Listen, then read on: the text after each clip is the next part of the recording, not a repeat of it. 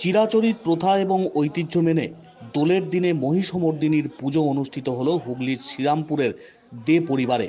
বহু বছর ধরে দোলের দিনে এই দেবী মহিষমর্দিনীর পুজো হয়ে আসছে, সেটাই রীতি। পরিবারের দুই সদস্য পুলিন বিহারী দে ও নগেন্দ্রনাথ দে 1212 বঙ্গাব্দে শ্রীরামপুরের পঞ্চাননতলায় দোলের দিন মহিষমর্দিনীর পুজোর প্রচলন করেন বলে জানা যায়। মহিষমর্দিনী আদতে দুর্গারই আরেকটি রূপ।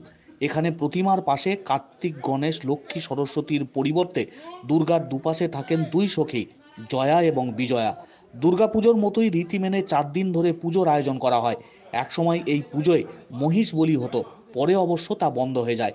কালের নিয়মে দে পরিবারের পুজো বারোয়ারির রূপ পেয়েছে বর্তমানে। 1970 সাল থেকে স্থানীয় শ্রীরামপুর টাউন ক্লাবের পরিচালনায় এই ঐতিহ্যবাহী প্রাচীন পুজো হয়ে আসছে। অন্যান্য বছরের মতো এবছরও দোলের দিনের মহিষমর্দিনীর পুজোকে ঘিরে রীতিমতো জমজমাট উৎসবের আয়োজন।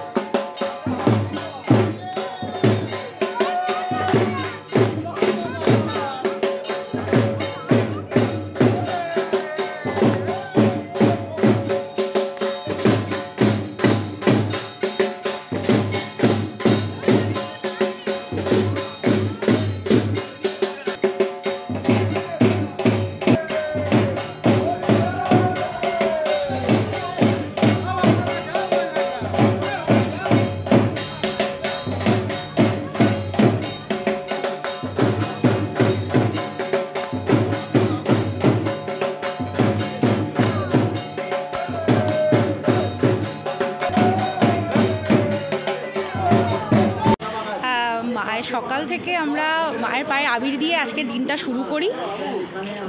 পশ্চিমবঙ্গবাসীর কাছে দুর্গাপুজো চলে যাওয়ার পরে একটা বিষাদের সুর তাদের মধ্যে থাকে, যে তারা অপেক্ষা করে যে পরের বছর আবার কবে আসুক। কিন্তু আমরা এই মহিষমর্দিনী পুজোর দিন কিন্তু সেই আবার দুর্গাপুজোর 7টায় কিন্তু পাই। মা আমাদের দুর্গারূপী আমাদের কাছে আবার আসেন। 4টে দিন আমরা ভীষণ আনন্দ করি।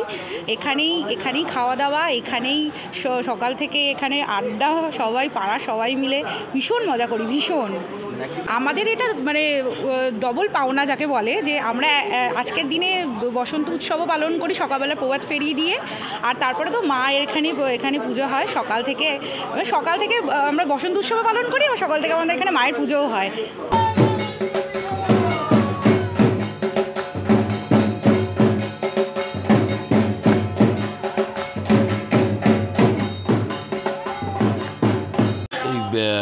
মা মহিষমর্দিনী পুজো শ্রীরামপুর পঞ্চাননতলায় আজ থেকে 221 বছর আগে 1211 সালে শুরু হয়েছিল। এই সূচনা হবার পর শ্রীরামপুরের পার্শ্ববর্তী জমিদার বাড়ি, যেটা দেবাড়ি বলে বিখ্যাত, তারা আমাদের এই পুজোর উপর সন্তুষ্ট হয়ে এই মন্দিরের জমি এবং তৎসংলগ্ন যে মাঠের জমি, এটা আমাদের দান করেছিল। এবং পরম্পরা হিসেবে আমরা প্রতি বছর পূর্ণ দোল পূর্ণিমার দিন থেকে আমরা পুজোটা করে আসছি। পূর্ণিমা প্রতিপদ দ্বিতীয়া, কিন্তু যেহেতু দুর্গাপুজোর মতন এই পুজোটা হয় বলে সকলের মুখে মুখে এটা প্রচলিত হয়ে গেছে সপ্তমী, অষ্টমী, নবমী। কিন্তু এখানে সপ্তমী, অষ্টমী, নবমীর যে সন্ধি পুজো, এই সন্ধি পুজোটা ওই হিসেবে হয় না।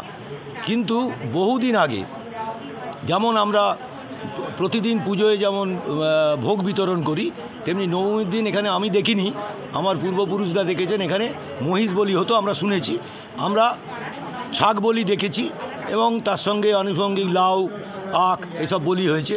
কিন্তু পরবর্তীকালে এই ছাগ বলি বন্ধ হয়ে যায়, এবং নিয়ম অনুযায়ী আমরা নবমীর দিন বিসর্জনের আগের দিন মাকে মৎস্যমুখ করাই, এবং এই মৎস্যমুখে এখানে যারা উপস্থিত থাকেন তারাও এই ভোগের সঙ্গে মাছ খান ঠাকুরকে প্রসাদ দেওয়ার পর। দোলের দিন পুজোটা শুরু হয়েছিল, এটা দেখুন একদম সঠিক কারণ আমাদের মনে হয় এখানে যারা আছে আমরা কেউই বলতে পারবো না, কিন্তু আমাদের পূর্বপুরুষের থেকে আমরা শুনে আসছি বা দেখে আসছি, দোলের দিন থেকেই পুজোটা আরম্ভ হয়।